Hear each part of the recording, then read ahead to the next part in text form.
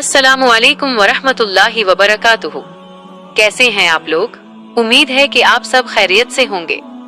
नाजरीन, आज की इस वीडियो में हम आपको एक ऐसी खुशखबरी सुनाएंगे जो खुद अल्लाह के नबी सल्लल्लाहु अलैहि वसल्लम ने अपने सहाबा को सुनाई थी।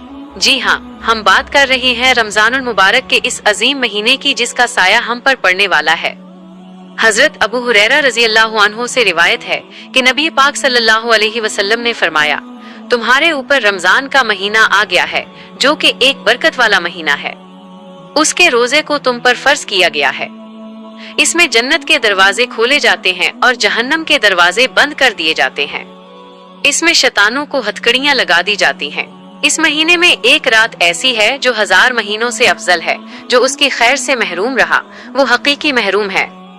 सुबहान अल्लाह। अल्लाह हमें इस मुबारक महीने की कदर करने की तौफीक अता फरमाए। नाजरीन, इस हदीस मुबारका में अल्लाह के नबी सल्लल्लाहु अलैहि वसल्लम ने रमजान की 3 ऐसी बड़ी हकीकतें बयान फरमाई हैं जो हमारी जिंदगी बदल सकती हैं।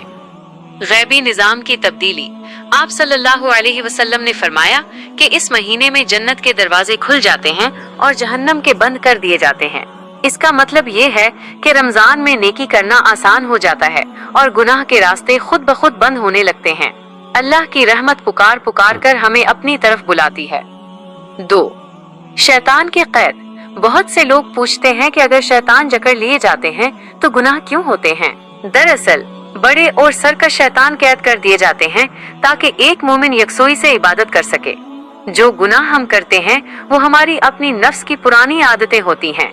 रमजान उसी नफ्स को काबू करने का नाम है। 3. लैलतुल कद्र की अजमत। सबसे बड़ी बात लैलतुल कद्र है। एक ऐसी रात जिसमें की गई इबादत 83 साल से ज्यादा की इबादत से बेहतर है। नबी सल्लल्लाहु अलैहि वसल्लम ने खबरदार फरमाया कि जो इस रात की बरकत से महरूम रह गया वो वाकई बदकिस्मत है, क्योंकि ऐसी रहमत बार बार